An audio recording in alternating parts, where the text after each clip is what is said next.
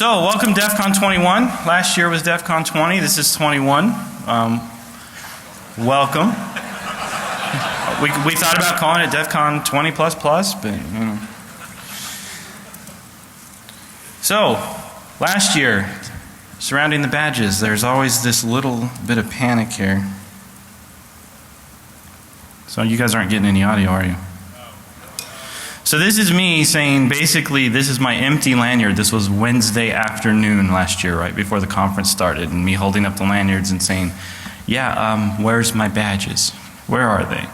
That's the kind of stress and panic that usually surrounds the creation process with the DefCon badges. We try and keep pretty tight security because every year we have people that try and figure out where we're going to fabricate. We've had people contact the PCB fab houses that we've used before and actually social engineered them into making a set of badges for themselves pre-con. We've had people contact the PCB houses post-con and get Uber badges fabricated. So it's been quite an adventure trying to maintain security just around the badges themselves. And with a security conference, it's kind of, it's not really malicious per se. It's more of a trophy and a demonstration of skill. But it's, it's fun stuff. So this year, I've had quite a few discussions with Jeff, Dark Tangent. For those of you who are not familiar with some of the traditions and things surrounding DefCon, how many of you have been to DefCon for more than 5 years? So the noobs outnumber the seasoned vets here by quite a number based on the hands that you guys have been raising. So one of the things that you'll notice with the DefCon iconography is we've traditionally had a series of 3 what I call pips associated with us, which are the rotary dial. Those of you in high school, you know what that is, right? Yeah. So if you see the goon badges, the rotary dial actually is a brass knuckle. But so hello. So the rotary. Are you getting this? It sounds like when I talk it cuts out. The rotary dial was part of our culture because back in the day when we didn't have ye olde internets, we were all using BBSs and phone lines, and as a poor kid on a Commodore 64 with a 300 baud modem, the only way you could connect to anybody else was to dial up. And so it suddenly became valuable to get these Sprint and MCI codes to be able to reach out and touch your friends, on FidoNet and all these other BBSs. So it became a really big part of hacker culture to be able to get free long distance. The smiley face with the skull and crossbones has become kind of ubiquitous with DefCon as well, and kind of our traditional symbol. It kind of ties into the whole piracy security aspect. And then of course the floppy disk, and again all you high school guys out there, you know what that is, right? Yeah. And then its later cousin, the click click click click click disk. Oh wait, I mean zip disk. Yeah. You guys all remember those, right? How many of you have a pile of those somewhere in like a back closet? Yeah. Anybody still using one? Yeah. I'm sorry. So I was talking to Jeff and I said, we've got these symbols that are on our lanyards, they're on our programs, they're on everything, and half of them haven't really kept up with the times. It's more just a tradition. We need a 4th. We need to round out the trifecta here. And so I asked Jeff's permission to introduce a new symbol that will become part of the DefCon iconography. And I did this pre all of the Snowden garbage that's going on right now, which is really scary that it happened on the timing. And so I've introduced the keyhole. Now when I went to Jeff with the keyhole, I said, I think it's timeless. And it fits in several different aspects of our hacker culture. I said, first of all, we've got physical security. We do the lock picking stuff. The lock is indicative of that. Locks and keys and keyholes are also usually represented to represent cryptography. So I think that we've got the crypto aspect. And I said they're also surreptitious observation a lot of times, peeking through the keyhole, listening at the keyhole. A lot of mystery novels you'll see will have the magnifying glass and then a keyhole and the guy up there, or you'll see the eyeball peeking through. So I thought that it was appropriate to introduce, and so from this point forward, when we do all of our designs and everything else, instead of the 3 circle symbols, we will have the 4th. So you guys are really quiet.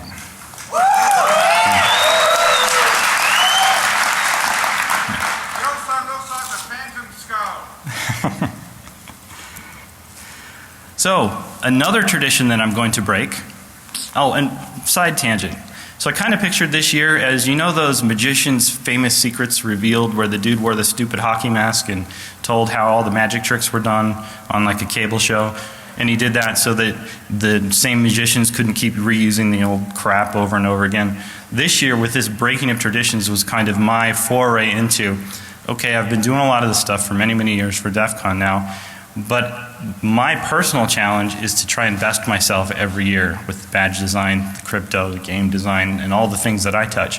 And one of the ways I'm motivating myself to do some really good things moving forward is to do this as kind of my DefCon's greatest secrets revealed, so that I can't keep pulling the same old stuff out and keep retreading, because I think it's a cop-out. So one of the things that we also never do every year is we always hold the Uber badge and information regarding the Uber badge back until the last day of the conference on Sunday when they're awarded. How many of you have no concept of what the Uber badge is at DefCon? Okay, so when you attend DefCon, you get badges that basically say, I paid for the conference. They say what level you are, and you'll hear us say human and inhuman. That's because the general attendance or general populace are referred to as humans, and everyone else are inhumans. That would be vendors, the press, the speakers, I'm getting there with the press, just wait. And so you have the human and inhuman, but you also have a very special badge every year that is known as the Uber badge. Now, we like DefCon to be a very interactive conference. It's a put up or shut up place. It's like everybody talks a big game. Everybody is hacked to Gibson, you know, and everyone has trained with Bruce Lee that does martial arts, right? You know. So we like to have audience participation. We have more contests than I believe any conference. At different points we have between 40 and 80 contests running. Some of them are incredibly difficult and challenging. Some are just for fun, and you'll see them going on as we go. You may have noticed some of the crypto that's involved on the graphics on the floor out and in the program and in your lanyards.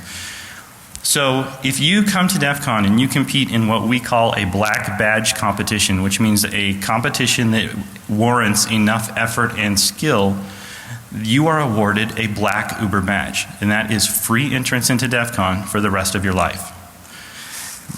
To give you an idea how rare they are, last year we had roughly 15,000 people attend, and we gave out about 15 Uber badges. So it's a very elite club to have a black Uber badge. It's more bragging rights in the community than anything. But it's kind of a token of appreciation for people who share or demonstrate skill. But the Uber badge, because it's awarded at the end of the conference, you usually don't get to see them or know anything about them until Sunday at the closing ceremonies. And you'll see people that have Uber badges will often wear them from that point forward. So you'll see some folks that have badges that look like they don't match within the theme of a year. That's probably an Uber badge from previous years. Excuse me, I'm going to grab some water. So, breaking with another tradition, I said, hey Jeff, I want to show the Uber badge on Thursday. He's like, man, what are you doing to me, Ryan? He's like, you're adding keyholes, you're going to want to show the Uber badge, you didn't dye your hair this year, you're not wearing a hat, you know. He's like, the world is changing, I guess. So, if you've noticed on your map, there is a room listed as 1057. That is a room that I will be in, and I will have Uber badges on display for people to handle and look at. And we'll get more into what they are later on. Before I move forward in that, the final interest, I'm getting feedback here. So the last thing that I asked Jeff, and this is a doozy, and I just thought, man, there's no way in hell he's going to go for this. So those of you who came here expecting an electronic badge this year, this is kind of it's electronic but not electronic. I wanted to do a TikTok cycle on badge design where I do a year electronic and a year non-electronic. So this one's kind of faux electronic in some ways. It is a PCB. But the reason I want to do that is it becomes passe. You go to other conferences now and everybody's got a damn electronic badge. You know, we started with the blinky LEDs and we moved up from there all the way till last year where we had, you know, a processor with 8 32-bit cores on a single die with a propeller chip. So I don't want it to get people come expecting, oh, where's my electronic badge? Because for my competitions, if you know what to expect, it gives you an unfair advantage to those who are new. And ironically, the year that I did the titanium badges that were non-electronic, I had far greater participation by the attendees in the competition than I did last year with the electronic badges. And I asked people that, and it appears as though people just don't want to mess with the electronics at the conference. It's a very small subset, about 10%. Because if you're not familiar with an architecture or the language or the tool chain for a new chip, you don't want to come to DefCon and use up your 3 days here, you know, sitting at a laptop trying to figure that out.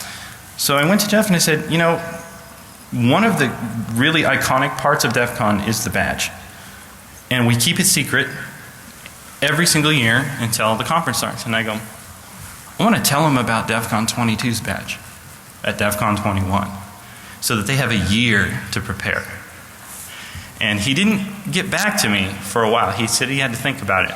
And he said, you know what, let's give them partial information. Let's give them a little bit of information because next year's badge will be an electronic badge. The games will be every bit as intense as they are this year and as they were last year and the year before. But we want people to be able to get exposure to the tool chain and the chip and the architecture. So we're also going to release a monthly blog that's kind of a mini how-to on how to develop or program for those of you who are just straight coders for what the badge will be next year. We won't give you the details and specs on what it does. I had prepared to announce what that architecture was today, however I was told, and it was actually pretty exciting because it's a processor that is not yet released. And I was going to be able to say, hey, we're going to be one of the first groups to get our hands on this new architecture. I've just been told that based on their last engineering run, they're not quite sure they will be able to deliver chips to me in time to get next year's badge produced.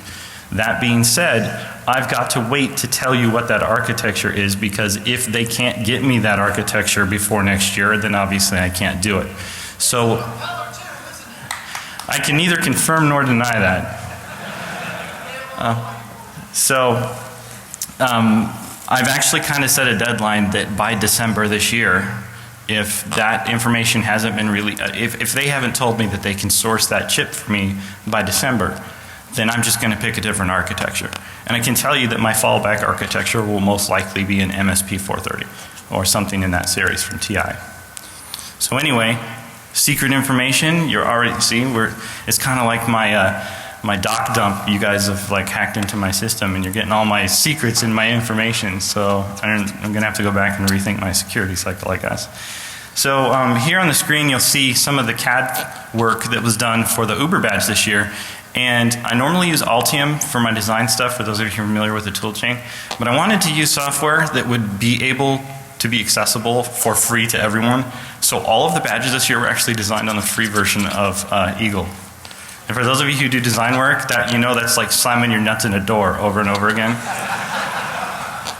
It wasn't fun, and I found some really cool errors in Eagle. Like, there's an error that comes up occasionally that says, too many pixels in the Y direction. What the hell does that mean? It's like PC load letter. And being a hacker, and it was also in German underneath. So being a hacker, I took, obviously, my work and I rotated it because I wanted to see if there was too many pixels in the opposite direction. There's not.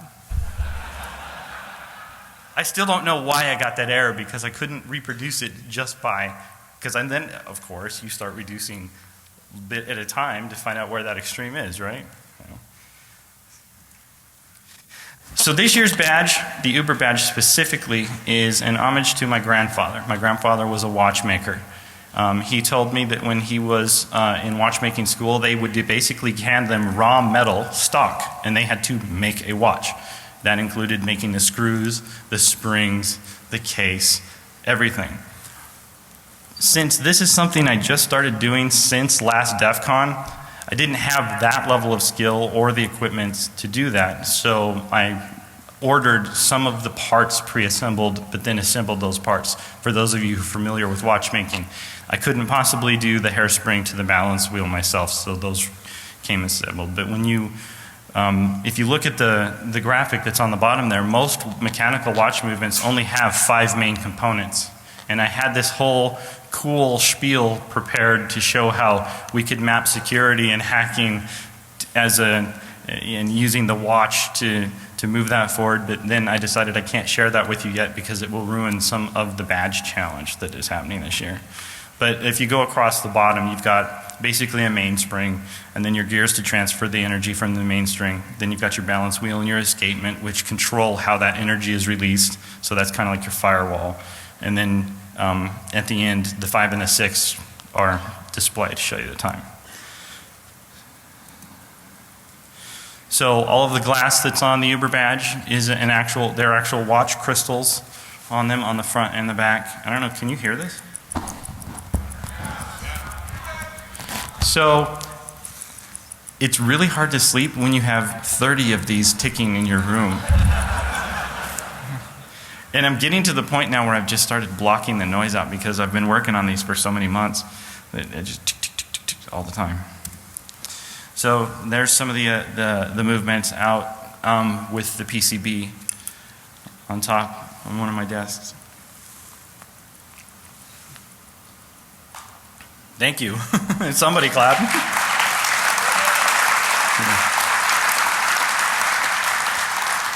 Yeah, they were just a little bit of work. So all of them were hand assembled by myself for the Ubers. And that's why I can only do the Ubers like this, because there's no way I could possibly get 15,000 badges done for all you guys. Sorry. There's a few more pictures, and I'm going to leave that one up there for a minute in case anybody is participating in the badge challenge, because I thought they might want to get a picture of the code that's on the back there.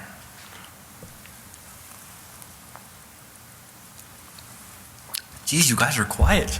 This is DefCon, you know, the people that are new here, you're supposed to make noise and yell at me and throw things and, yeah, thank you. This is not Black Hat. Or I mean, this is not an infomercial or a trade show. What's that?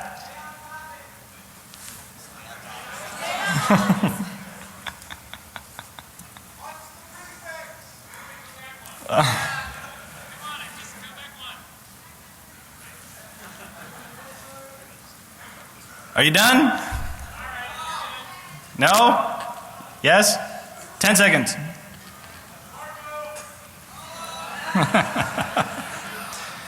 By the way, the copper that's underneath the solder mask doesn't quite show up in the picture, just FYI.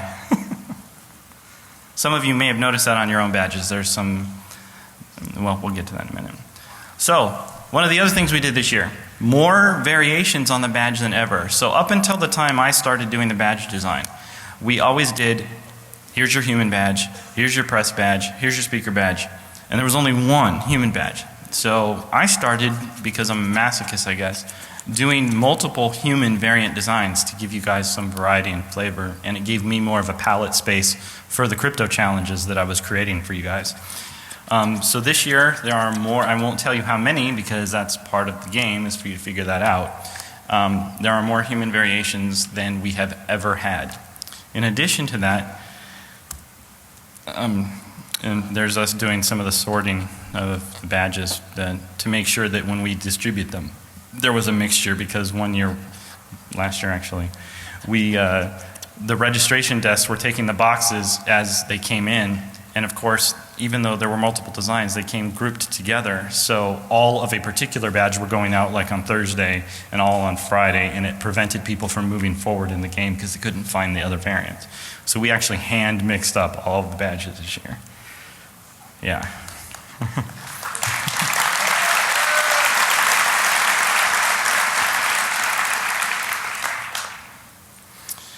So, like I mentioned before, we have these things we call non-human badges.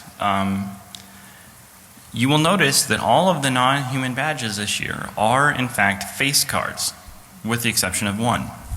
That would be the press badge. The press badge is a deuce.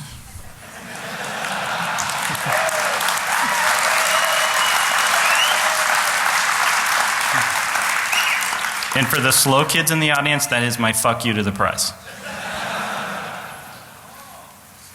So, oh, deuce, I get it. It's spelled differently. So the one on your left is the vendor badge. That's why he has the Bitcoin. The one in the middle, you got to kind of figure it out. But the base behind him is a G&L base. So there's a little bit of a hint.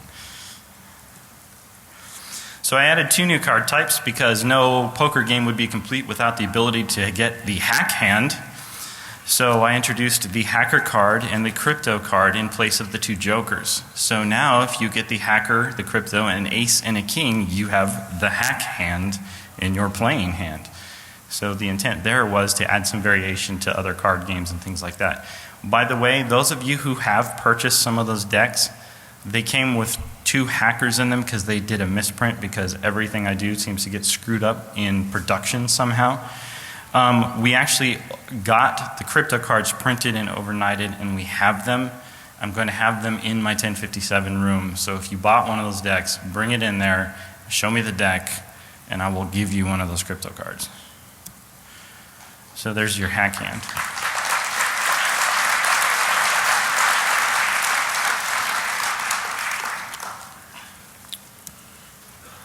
So, well, yeah, limited number. I think we made like 2,000 or something like that, so there's not very many.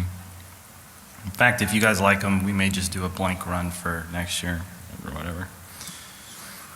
So, big things in store for next year. So, I've already been talking with Neil, and we've been talking with DT. We think we've got a theme picked out. I won't release what the theme is, but I was very excited that Jeff actually gave me permission to tell you guys that we're going to release information about the badges. And it feels kind of wrong and kind of dirty to be breaking tradition like that we've been doing this for so long. But I also think it's time to move forward on some things. And just like in the security field, if we don't continue to innovate and move forward, we'll stagnate.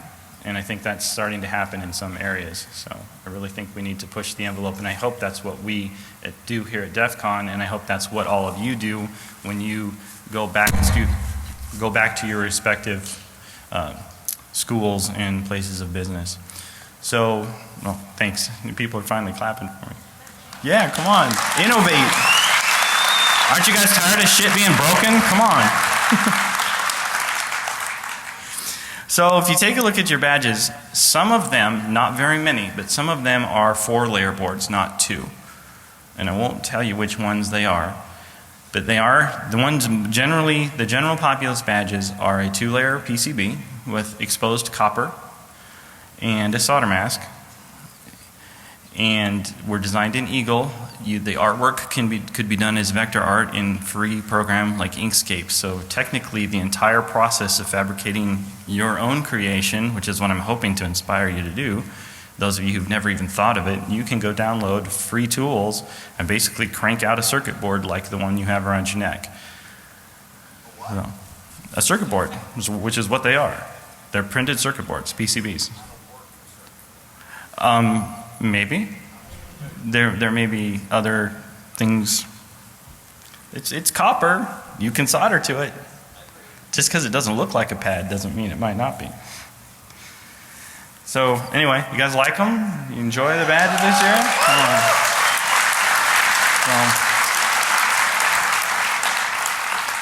You guys make the con for me. You do. I put a crap ton of work into the stuff that I do. It's a unique challenge to design cryptography puzzles that are designed to be broken with a temporal space of about 3 days. For smart people like you, because you're all smarter than I am, and you are. Like, I'm just like this retard in my closet with a soldering iron and coding, and I slap stupid crap together, and I come here to DefCon and I barf it all on onto you guys, and you guys go and you actually solve this stupid crap that I put out there every year. And I'm amazed, every single year somebody solves a piece of the puzzle in a way that I had not even thought of. And that's why this is a hackathon. That's why these are my people. That's why I can come here and do stupid crap like that and not have to justify myself. This is my one time a year.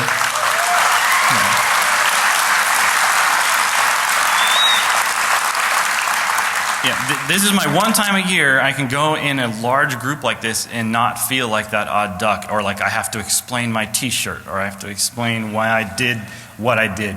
And I hope you all feel that way too. And for you guys that are new to DefCon, everything that I do in these contests is designed to make you interact with each other, because I know most of us tend to be introverted based on personality types that gravitate towards certain fields. And I have a background in mathematics. I'm not, I'm used to looking at my own shoes. I encourage you to talk to each other. You have an icebreaker around your neck. You have an excuse to say, I haven't seen that badge yet, can I see that? In order to see that, you have to be close to someone, you have to interact. I encourage you to do that.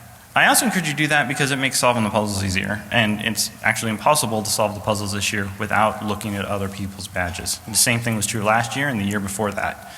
Because to me, the most important thing that comes out of DefCon are the relationships that are built here that then produce other fruits that might not otherwise be out in the world. Because I think there's too much wrong with what's going on. There's too much wrong in security.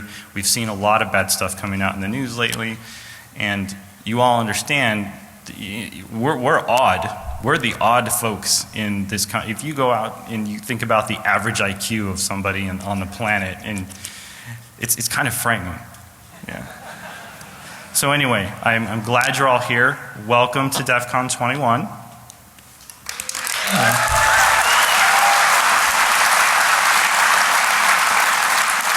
You're going to have to be more lively than this for your other speakers. This is just the opening ceremonies, but the speakers here enjoy it. You'll have speakers up here that will be drinking while they present. They're going to want to talk to you, and if somebody starts talking bullshit in one of their speeches, call them on it. That's why we're here at DefCon. Okay? So welcome. Have a great time.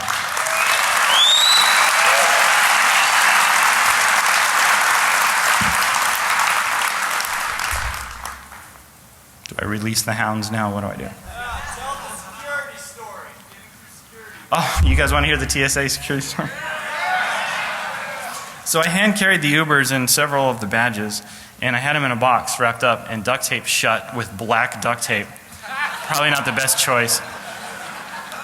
And I took it in my carry-on because I was like, there's no way in hell that I'm going to check this, because, I mean, this is real glass. These will break.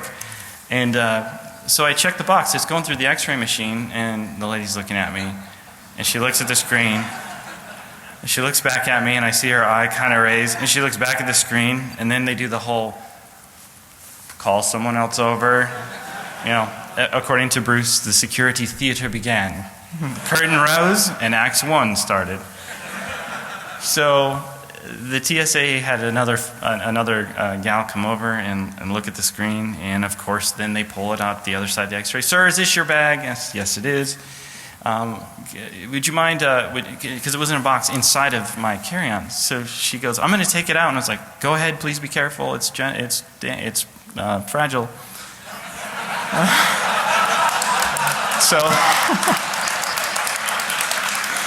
So don't ever tell TSA something's fragile. Because they take that to mean explosive, I guess. I don't know, because, you know. So they open up my bag, and once you open the bag, then you can start to hear the ticking noise that's going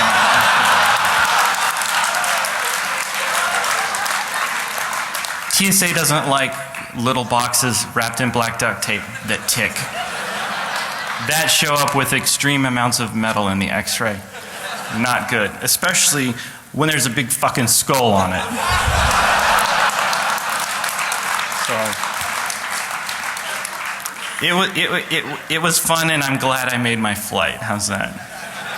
And consequently, that's not the first time this has happened to me coming to DefCon. I've had the mystery boxes declared as bombs at least 4 separate times coming to DefCon. And we've had hotel security here as people competing in the mystery challenge years carrying these metal boxes with mercury tilt sensors on them. So they're balancing them very precariously, because if they tilt them, the box begins to wail because I'm a jerk. I'll give you this one, and then I gotta let you go.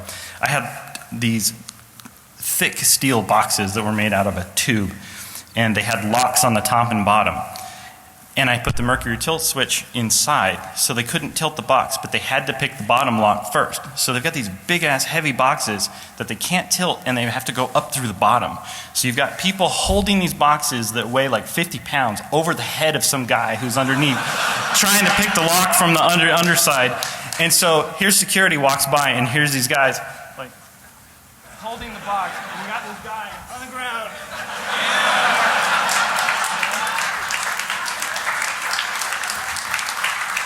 And there were blinking lights on the outside. Looked like a bomb. So anyway, yeah, those are the kinds of stories that I will never forget about DefCon. Anyway, thank you very much. Have a great conference.